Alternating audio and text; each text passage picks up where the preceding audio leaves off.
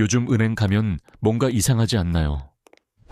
평소엔 눈길도 안 주던 직원이 갑자기 고객님, 지금만 드리는 특별금리 상품이 나왔어요 라며 가입을 권유하곤 합니다. 저도 지난주에 직접 겪었거든요. 그런데 진짜 이유는 따로 있었습니다. 한 은행 내부 직원의 제보에 따르면 지금 본사에서 예금 유치 실적에 사활을 걸고 있다고 합니다. 왜 하필 지금일까요? 2026년 최악의 시나리오가 현실이 되기 전 은행이 숨기고 있는 뱅크런 적신호 3가지를 알려드립니다. 내 돈을 지키고 싶은 분들이라면 오늘 영상 끝까지 집중해 주세요. 지금 시작합니다. 왜 2026년일까요? 단순히 숫자가 주는 느낌 때문에 그런 걸까요? 아닙니다. 경제 지표들이 가리키는 시계가 바로 2026년을 향해 가고 있기 때문입니다. 여러분, 만기벽 데프트 월이라는 말을 들어보셨나요? 빌린 돈을 갚아야 하는 시기가 한꺼번에 몰려오는 현상을 말하는데 지금 대한민국 경제 앞에 이 거대한 벽이 세워지고 있습니다. 그 시작은 지난 코로나 시기로 거슬러 올라갑니다. 당시 전 세계적으로 금리를 낮추고 시장에 엄청난 돈을 풀었죠. 우리나라도 마찬가지였습니다. 수많은 건설사와 부동산 개발사들이 이때 저금리로 엄청난 자금을 빌려 프로젝트를 시작했습니다. 우리가 흔히 말하는 부동산 PF, 즉 프로젝트 파이낸싱입니다. 보통 이런 대출의 망위는 3년에서 5년 사이입니다.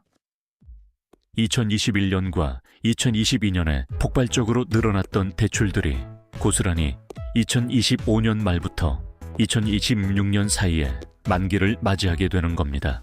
문제는 그때와 지금의 상황이 하늘과 땅 차이라는 점입니다. 당시엔 금리가 낮았고 부동산 시장도 뜨거웠죠. 하지만 지금은 어떻습니까? 고금리가 이어지고 있고 부동산 경기는 차갑게 식었습니다. 건설사들이 빌린 돈을 갚으려면 건물을 다 짓고 분양을 해서 돈을 벌어야 하는데 분양은 안 되고 이자만 눈덩이처럼 불어나고 있는 상황입니다. 현재 부동산 PF 부실 규모만 178조 원에 달한다는 분석이 나옵니다. 여러분, 178조 원이라는 숫자가 체감이 되시나요? 우리나라 한 해 예산의 30%에 가까운 돈입니다. 만약 차치휘 6년에 이 대출들이 한꺼번에 상환불능 상태에 빠진다면 어떻게 될까요? 돈을 빌려준 금융기관들, 특히 자금력이 약한 제2금융권과 저축은행부터 도미노처럼 쓰러질 수 있다는 우려가 전문가들 사이에서 계속해서 나오고 있습니다. 이게 단순히 남의 집 이야기가 아닌 이유는 그 건설사에 돈을 빌려준 곳이 바로 우리가 돈을 맡겨둔 은행이기 때문입니다. 은행의 자산은 결국 우리의 예금입니다. 은행이 빌려준 돈을 못 받게 되면 결국 우리 예금자들에게 돌려줄 돈이 부족해지는 상황, 즉 뱅크런의 씨앗이 여기서 잉태되는 것입니다. 저는 지난 수년 동안 노인 빈곤과 고령층 건강, 그리고 자산 관리에 대한 수많은 사례를 접해왔습니다. 그 과정에서 가장 안타까웠던 점은 성실하게 일해서 모은 은퇴 자금이 자신의 잘못도 아닌 경제 시스템의 붕괴로 한순간에 사라지는 모습이었습니다. 2026년이 위험하다는 경고는 단순히 공포를 조장하기 위함이 아닙니다. 이 부채의 벽이 무너질 때 적어도 내 소중한 자산만큼은 그 파편에 맞지 않도록 미리 대비하자는 절박한 신호입니다. 여러분은 지금 어떤 준비를 하고 계신가요? 설마 별일 있겠어? 라며 안일하게 생각하고 계신 건 아니겠죠.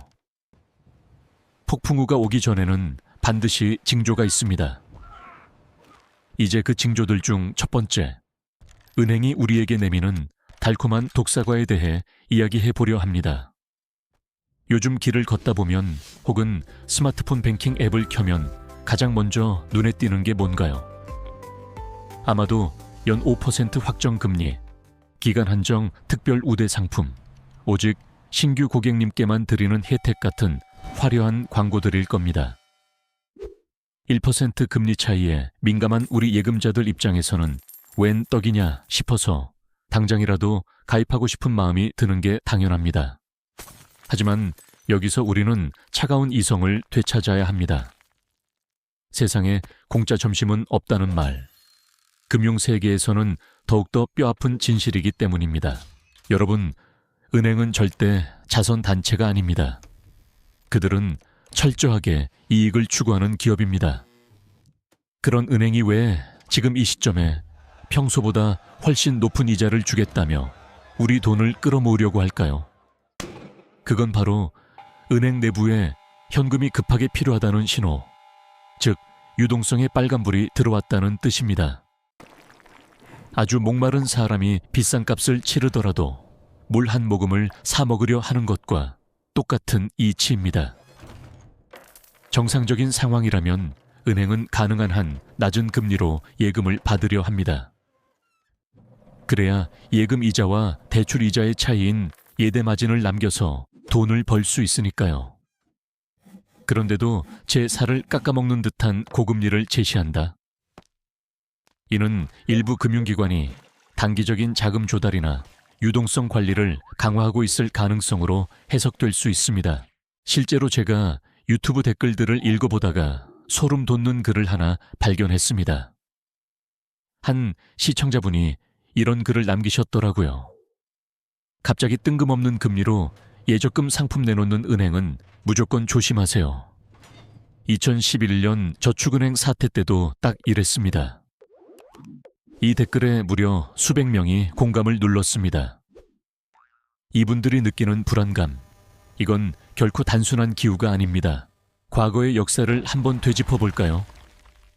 2008년 글로벌 금융위기 당시 전 세계를 놀라게 했던 아이슬란드의 한 은행 사례를 기억하시나요? 이 은행은 파산하기 직전 약 6개월 동안 무슨 짓을 했는지 아십니까? 예금 금리를 무려 15%까지 끌어올렸습니다. 마지막 한 사람의 돈까지 다 긁어 모아서 어떻게든 버텨보려고 발악을 한 거죠. 결국 그 결과는 어땠나요? 은행은 파산했고 높은 이자 혹해서 전 재산을 맡겼던 수많은 예금자는 단 한 푼의 돈도 제때 찾지 못해 눈물을 흘려야 했습니다. 최근 한국은행 금융통화위원회 의사록을 꼼꼼히 살펴보면 아주 무서운 대목이 나옵니다.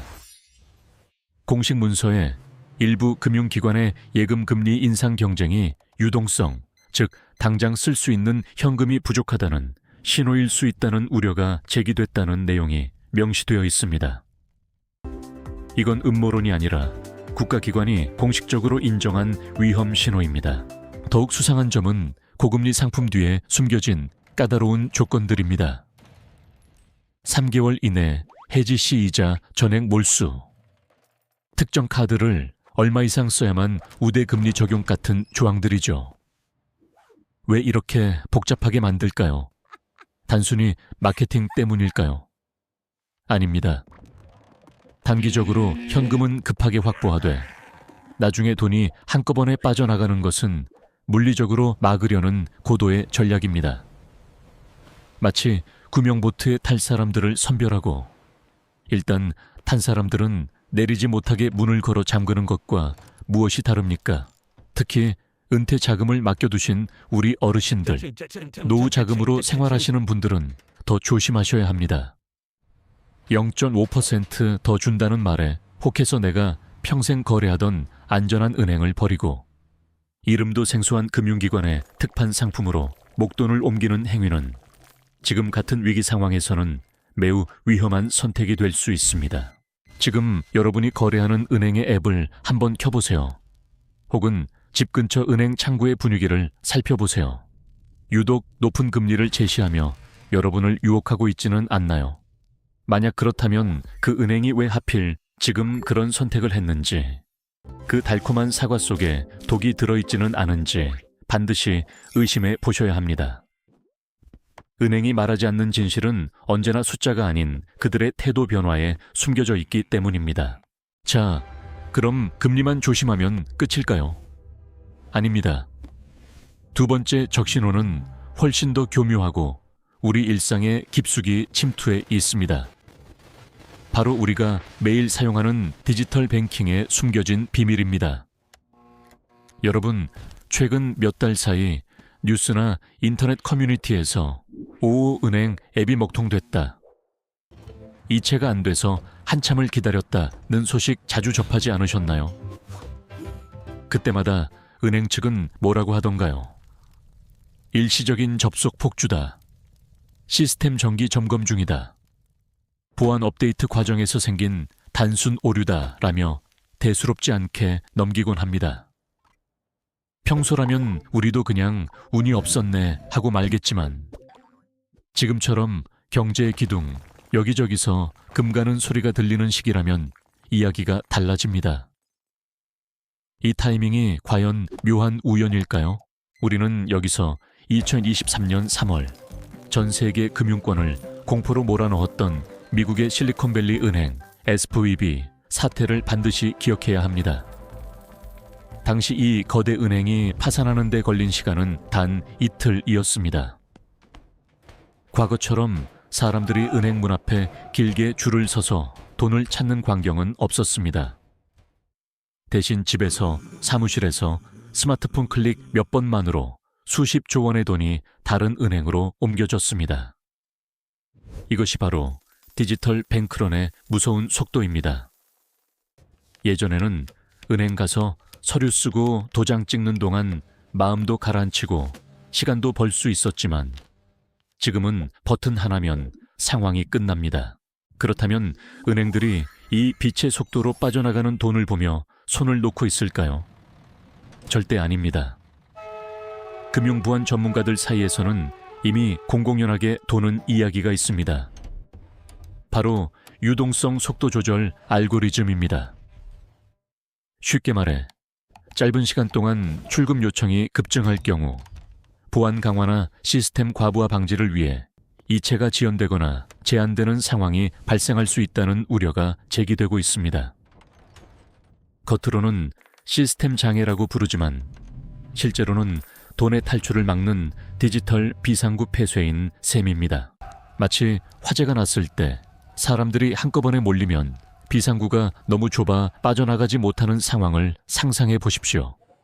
은행 입장에서는 시스템이 30분만 멈춰 있어도 수천억 원의 유출을 막을 수 있는 귀중한 시간을 버는 것이지만 내 돈을 당장 옮겨야 하는 우리 예금자 입장에서는 피가 마르는 순간입니다. 실제로 한 커뮤니티에는 급하게 장음을 치러야 하는데 앱이 1시간째 안 돼서 위약금을 물게 생겼다는 하소연이 올라왔고 거기에 금융당국과 은행은 절대 국민에게 위험을 미리 알리지 않는다, 자기들 살 길부터 찾는다는 댓글이 수십 개의 추천을 받았습니다. 저 역시 최근에 비슷한 경험을 했습니다. 개인적인 용무로 급하게 이체를 하려는데 앱 로딩 화면만 계속 돌아가고 접속이 안 되더군요.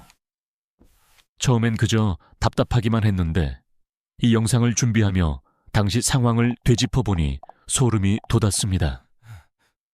만약 그것이 단순한 서버 오류가 아니라 내 돈을 지키기 위한 마지막 골든타임을 누군가 강제로 막고 있었던 것이라면 어떨까요?